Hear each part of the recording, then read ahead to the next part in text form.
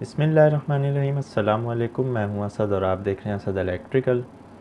हमारी ज़िंदगी में कभी कभी ऐसा होता है कि कोई ऐसा इंसान जो बहुत थोड़े टाइम के लिए आता है, लेकिन वो कुछ ऐसा सिखा के चला जाता है या उससे वाबस्ता कोई ऐसी चीज़ हो जाती है कि फिर वो हमें कभी भूल नहीं पाता। तो इसी तरह का एक वाक़या मेरे साथ हुआ था। ये उस वक्त की बात है जब मैंने अपना कैरियर स्टार्ट भी नहीं किया था। उस वक्त मैंने डिप्लोमे में एडमिशन लिया था। ये 2007 की शायद बात है।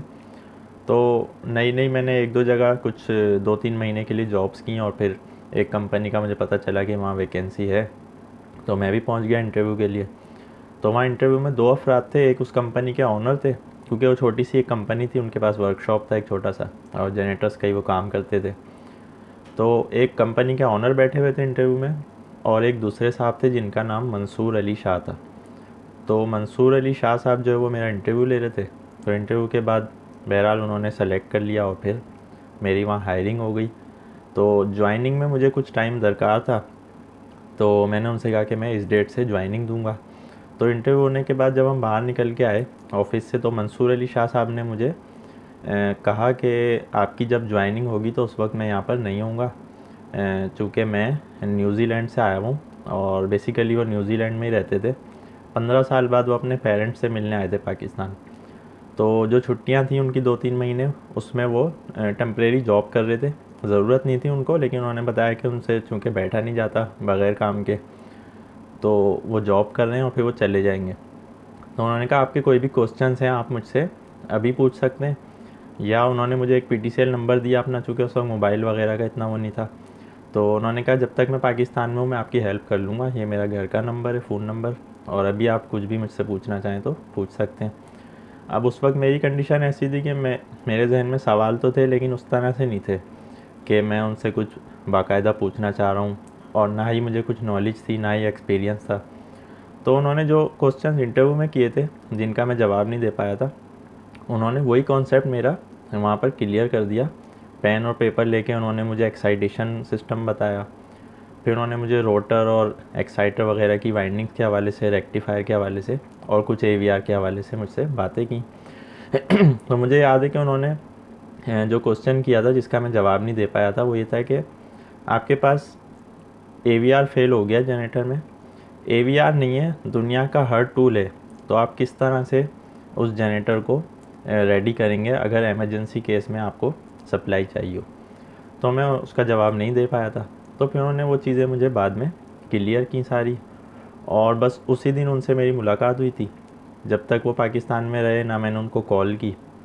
फिर जब मैंने ज्वाइनिंग दी उस कंपनी में तो वो जा चुके थे। फिर कुछ महीने बाद मैंने उस कंपनी से स्विच किया दूसरी जगह। फिर जब मैं बाकायदा तौर पे सीखने के मराइल में दाखिल हुआ, जब मैं इस फील्ड में बाकायदा इंटर हुआ और मुझे ज़रूरत पड़ी सीखने की, समझने की, तो उस वक्त मुझे कोई मंसूर अली शाह साहब जैसा कोई बंदा नहीं मिला।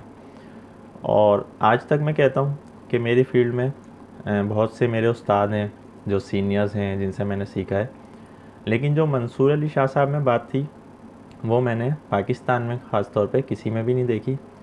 अच्छा, उन्होंने मुझे ये बताया था कि वो वहाँ पर उन्होंने न्यूजीलैंड की यूनिवर्सिटी से bachelors of electrical and electronic engineering की हुई थी और वो हाथ से काम करते थे। ऐसा नहीं है कि वहाँ पर इंजीनियर जो है वो बैठेगा, टेक्नीशियंस काम करेंगे, वो बताते थे कि हम हाथ से काम करते हैं वहाँ अपनी फील्ड में।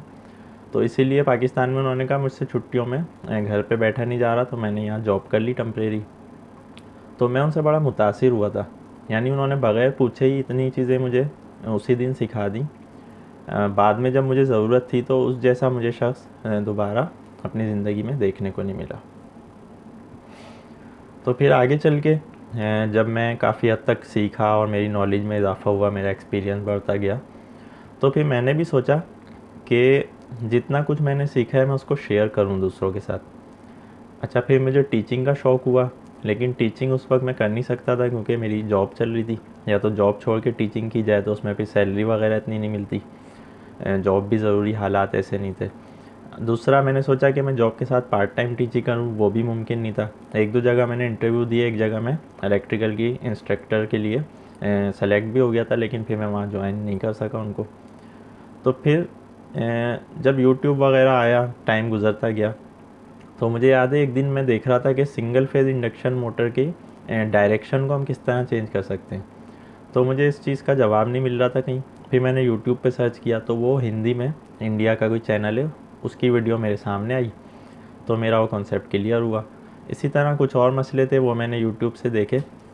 तो फिर मेरे जहन में ये आइडिया आया कि बजाय इसके कि मैं किसी इंस्टीट्यूट में जाके टीचिंग करूं, मैं अपना टीचिंग का शौक़ भी पूरा कर सकता हूं, जॉब को भी कंटिन्यू कर सकता हूं, और इसमें ना कोई टाइम की कैद है कि मुझे एक फ़िक्स टाइम पर बैठना है। इसमें आपके पास जब भी टाइम है आप अपनी तैयारी से वीडियो बना के डाल दें, तो इससे दूसरों को हेल्प भी मिलेगी। तो फिर मेरे जहन में यूट्यूब चैनल बनाने का आइडिया आया। फिर मैंने इस पर वर्किंग शुरू की कि यूट्यूब चैनल बनाने से पहले क्या क्या चीज़ें ज़रूरी हैं। फिर मैंने कुछ क्रिएटर्स को जो गाइड करते हैं उन चैनल्स को मैंने, उसमें एक टेक्निकल योगी के नाम से इंडिया का चैनल, उससे मैंने हेल्प ली। पाकिस्तान में एक टेक्निकल तनवीर असगर के नाम से, उनसे काफ़ी हेल्प ली। और इस तरह जितने सही से गाइड कर रहे हैं यूट्यूबर्स, तो उन सारी चीज़ों को देखने के बाद फिर मैंने फ़ैसला किया कि अब बाकायदा मैं अपना यूट्यूब चैनल इस तरह से शुरू करूं कि एक वाइट बोर्ड लगा लूं और उसी पे टीचिंग शुरू करूं। तो उस वक्त मैं कैंप ताजी इराक़ में जॉब कर रहा था, अभी भी मैं इराक़ में हूँ दूसरी कंपनी में। तो 2019 में मैंने अपना चैनल स्टार्ट किया था नवंबर में, और आज अल्हम्दुलिल्लाह 19,000 से ज़्यादा सब्सक्राइबर्स हो चुके हैं। मुसलसल जो है वो ग्रो हो रहा है अल्हम्दुलिल्लाह चैनल, और मेरा जो मकसद था वो पूरा हो रहा है। मेरा मकसद ये था कि जो प्रॉब्लम्स मैंने फ़ेस की या जो लड़के फ़ेस करते हैं, अगर मैं कहूँ कि हमारी फ़ील्ड में या बल्कि हर फील्ड में ये प्रॉब्लम्स होते हैं कि जब हम इंडस्ट्री में जाते हैं अपनी एजुकेशन कंप्लीट करने के बाद, तो हमें प्रैक्टिकली सिखाने वाले नहीं मिल रहे होते सही से, जो मुखलिस हों। कुछ होते हैं जो थोड़ा गाइड कर रहे होते हैं, कुछ होते हैं वो बिल्कुल नहीं चाहते कि हम उनके जो जूनियर्स हैं वो उस तरह से सीख पाएँ। तो जो जूनियर्स होते हैं, जो नए इंटर हुए वो होते हैं उस फील्ड में, उनको बड़ी प्रॉब्लम्स फेस करने को मिलती हैं। तो इन्हीं सारी चीज़ों को देखते हुए मैंने ये सोचा था कि इस तरह से टीचिंग की जाए कि जो फील्ड में काम कर रहे हैं लोग उनको हेल्प मिले। और अल्हम्दुलिल्लाह जिस तरह से रिस्पांस आता है, मेरा तो खैर छोटा सा चैनल है, इस पे अब यूट्यूब पे काफ़ी अच्छा काम हो रहा है, और एक से एक वीडियोस, कंपटीशन चूँकि इस वक्त बहुत ज़्यादा है। और मुझे याद है कि मतलब ज़्यादा पहले की बात नहीं, आज भी ऐसे लोग मौजूद हैं जो मल्टीमीटर तक छुपा के यूज़ करते थे कि कोई देख के सीख ना ले के मल्टीमीटर को यूज़ कैसे किया जाता है। तो आज नेट का दौर है, हर चीज़ इंटरनेट पे मौजूद है। प्रॉब्लम ये होता था कि इंग्लिश में हर चीज़ मौजूद है, मिलती है, लेकिन अब सबकी इंग्लिश अच्छी नहीं होती, तो उस तरह से कॉन्सेप्ट क्लियर नहीं हो रहा होता। और यूट्यूब से ये फ़ायदा होता है कि अपनी ज़बान में हम अच्छी तरह से समझा सकते हैं किसी भी चीज़ को।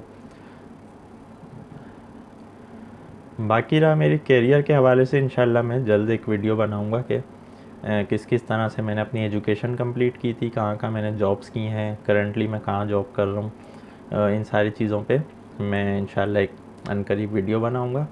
तो आज के लिए इतना ही, नेक्स्ट वीडियो तक के लिए इजाज़त दीजिए। अल्लाह हाफ़िज़।